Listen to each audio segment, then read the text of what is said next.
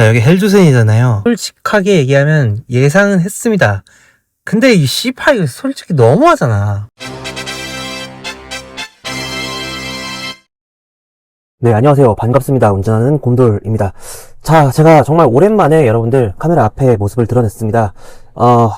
사실은 이걸 관련돼서 제가 영상을 만들면서 굉장히 많은, 고민을 했어요. 그리고 초안을 만들어 놨다가 찢었다가 만들어 놨다가 찢었다가 감정적인 상태에서 얘기를 하다 보니 의사전달이 잘 안 되는 그런 느낌이 있는 것 같아서 마음을 좀 추스르고 카메라 앞에 모습을 드러냈습니다. 이거는 저만의 일이 아니고 저만의 문제가 아닙니다, 여러분. 이거는 지금 모든 자동차를 가진 소유자들이 사고를 당했을 때 사고를 당한 모든 자동차 소유주가 전부 다 불합리한 상황을 겪고 있다는 거예요. 미리 말씀을 좀 드릴게요. 이 사건은 어떤 결과가 나오든 제가 할 수 있는 모든 방법을 동원해서 잘못된 점을 개선하기 위한 노력을 할 겁니다. 혹시나 관련돼서 도움을 주실 수 있는 법률 전문가분들이나 아니면 언론사 관계자분들이 있으시다라고 하면 비즈니스 메일 요 비즈니스 메일로 메일을 좀 부탁드릴게요. 아니면 댓글을 주셔도 됩니다. 자, 서론이 길었고요. 부딪히는 사유는 딱 하나예요. 손해보험에서의 기본 원칙을 손해보험사가 지키고 있느냐 아니냐를 가지고 저는 좀 다툼이 있었던 겁니다. 이게 자동차 보험 표준 약관에 있는 대물배상 지급 기준입니다. 대물배상 지급 기준에 보면은 시세 하락 손해, 그 감가 손해액이죠. 자, 여러분 이런 거예요. 가만히 서 있는 여러분 차를 누군가 와서 때려 받았습니다. 근데 여러분 차가 5년이 지났어, 출고한 지가. 그러니까 예를 들면 지금 25년도잖아요. 그러니까 2019년식 차량인 거야. 근데 19년식 차량이라고 해서 감가가 없느냐? 사고 나서 뭐 백판을 잘라내고 뭐 쿼터패널 잘라내고 이러면은 당연히 감가 되잖아요. 중고차 시장 나가면은 5% 10% 감가 때려 맞습니다, 실제로. 자, 오늘 여러분들이 차를 팔기로 했어요. 중고차 시세를 1,500만 원을 받았단 말이에요, 중고차 딜러한테.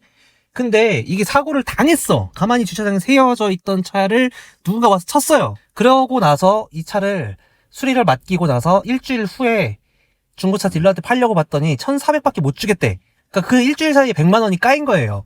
자, 그러면 이 100만 원은 실제 손해액이잖아. 자, 이 손해액을요, 여러분, 당연히 이 시세가 하락되는 이 손해액도 손해배상액에 포함이 되어야 된다는 말이죠. 자, 이게 바로 손해보험에서 원칙을 깔고 있는 제1원칙, 실손보상의 원칙입니다. 실제 손해 입은 만큼은 다 배상을 해줘야 된다. 그리고 다시 얘기하면 이득금지 원칙이라고 부르기도 해요. 이걸로 실제 손해를 입은 만큼만 배상을 받아야지 이득이 되는 행위를 해서는 안 된다라는 거예요. 그러니까 같은 말이거든요, 사실 이게. 기본 원칙을 지키지 않았다라고 저는 얘기를 하는 거고, 그 기준 원칙을 지키지 않은 이유가 뭐냐라고 들어보니 자동차 보험 표준 약관에 의거해서 그 기준에 보면요, 내 차가 중고차 시세가 하락이 되는 사고를 당했을 때 이거를 배상해주는 한도가 정해져 있습니다. 기준도 정해져 있어요.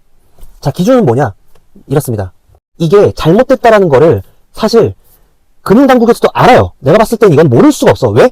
이게 2017년도인가 8년도에 원래 이 기준이 2년이었다가 이것도 지금 5년으로 확대가 된 거예요. 왜? 차량의 성능이 좋아, 차량의 가치가 올라가고 차량의 가격이 비싸지고, 그러니까 감가가 되는 내용연수 자체가 엄청나게 늘어났단 말이죠. 옛날에는 정말 5년 정도 출고한 지 5년 정도 지나면 내용연한이 끝났다라고 볼 정도로 더 감가가 될 만한 가치의 차량이 아니었다면, 요즘은 어때요? 4천만 원짜리 그랜저 사서 5년 지나고 나면 뭐 한 2,500 되겠죠? 여기서 그러면 6년 차가 되면 감가가 없나? 7년 차가 되면 감가가 없나? 8년 차가 되면 감가가 없나? 이게 뭔 소리라는 거예요, 제 말은. 관련해서 제가 2022년도에 정확하게 2022년 11월 25일에 사고가 나서 뒤를 받쳤어요. 그래서 상대방 차량 보험이 KB손해보험이었고, KB손해보험을 상대로 제가 대물배상 지급 기준, 그러니까 시세하락 손해를 보전을 좀 해달라. 근데 제 차 그때 딱 9년 좀 넘었을 때였거든요. 연식이 못 준다. 대물배상 지급 기준이 이렇다. 근데 이거는 그러면 지급 기준이 잘못된 거 아니냐? 뭐 잘못됐는지 안 됐는지 나는 모르겠는데, 뭐 어떡하냐? 기준이 그런데 우리는 기준대로밖에 못 나간다. 저거 받고 싶으면 소송하세요, 이러는 거예요. 네, 소송을 했습니다. 이겼죠. 시세 하락 손해에 대해서 배상하라라고 명령이 내려왔고 받았습니다, 저는. 그리고 제가 이 소송을 준비하면서 너무나 많은 선례들을 찾아봤어요. 당연하게도 시세 하락 손해에 대한 입증 책임을 피해자가 했다면 전부 다, 제가 봤을 때는 제가 찾은 건 일단 제가 찾아본 판례는 전부 다 지급하라야. 그러니까 이게 줘야 되는 거예요. 근데 보험사 입장에서는 대물배상 지급 기준 자체가 이렇게 되어 있으면 오케이, 너네는 그렇게 그러면 지급 기준대로 지급을 할 수밖에 없다고 치자. 그러면 이게 지금까지는 어떻게 뭐 잘못됐던 거를 어쩔 수는 없지만, 자, 앞으로 그러면 앞으로도 계속 이렇게 이런 식으로 할 거냐, 이러면 안 된다는 거죠. 제가 그래서 맨 첫 번째로 이제 금융감독원에 해당 약관이 불공정한 약관이다라고, 약관에 대한 개정 검토를 좀 해달라라는 취지의 민원을 넣었어요. 그런데 온 답변이, 금융감독원에서 받은 답변이 이렇습니다. 그러니까 이게 대물배상 지급 기준을 잡아놓은 게 보험개발원 안에서 내부적으로 여러 가지 통계랑 데이터를 가지고 만들었다, 지급 기준을. 그렇기 때문에 이거는 뭐 자기네들은 정확하다라는 취지고, 그리고 만약에 이거를 기준을 변경해서 바꾼다면, 그러니까 제가 얘기하고 주장한 대로 바꾼다면 보험료의, 책임보험료의 기본적인 상승과 그럼으로 인해서 자동차 보험 시장에 굉장히 막대한 혼란을 가지고 올 수 있다, 뭐 이런 네, 이런 취지예요. 자, 그러니까 제가 지금 제가 이 답변을 보고 제가 이해했을 때 어떤 느낌이었냐면, 야, 이 새끼들 진짜. 몇 번인지 그러는데. 그래서 제가 이거는 그럼 나는 정식으로 민원을 넣겠다 라고 금융감독원에 통보를 했고, 그리고 공정거래위원회에 온라인 사건 처리 시스템을 통해서 배보를 했어요. 불공정 약관의 제보, 자동차 보험 표준 약관의 개정이 필요하다, 똑같은 취지와 똑같은 자료로 넣었어요. 한 달이 조금 안 돼서 한 20 며칠쯤인가 이제 답장이 오더라고요. 얘는 답변은 더 웃겨요. 이 보험 약관 자체는 약관법에 의거해서 표준 약관이라는 거는 자기네들이 건드릴 수가 없다는 거예요. 그러면은 표준 약관이 아니고 다 이제 뭐 각 회사에서 쓰는 약관들만 자기들이 개정 시장 명령할 수 있나? 자, 그럼 제가 만약에 표준 약관을 건드는 게 아니라 각 손해보험사만의 보험 약관, 공제조합들의 공제 약관 전부 하나하나씩 따가지고, 그래서 하나하나씩 전부 다 따가지고 전부 다 12건, 14건 뭐 이렇게 민원 넣으면 이거는 개정 가능한가? 표준 약관이 아니잖아요, 이건. 표준 약관을 준용한 약관인 거지? 표준 약관 아니잖아. 그러면 이거는 그러면 심사를 할 수 있는 거냐? 근데 그렇지도 않아, 내가 보니까. 그래서 전화 통화를 또 했어요, 담당자랑. 담당자가 근데 말을 일단 첫 번째로 말을 자꾸 잘라먹어.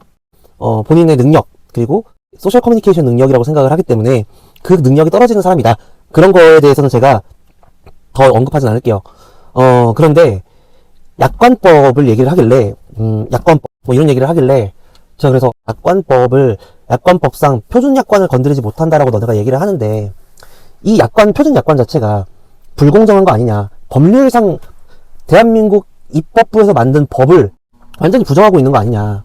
그래서 제가 그런 얘기를 했어요. 약관법에 준용해서 너네가 이제 표준 약관을 손을 못 댄다는 건 오케이, 알겠는데, 근데 이거는 법률에서 정하고 있는 거를 부정하고 있는 거잖아요. 이런 약관은 너네가 공정위에서 심결을 올려서 결정을 좀 받아봐야 되는 거 아니냐. 아예 대상이 안 된대요. 참 이거 듣고 너무 황당했고, 공정거래위원회는 왜 있어요, 그러면? 이게 결국에는 공정거래위원회도 국민들이 불합리한 일들을 겪지 않도록 하기 위해 창설되어 있는 국가기관이잖아요.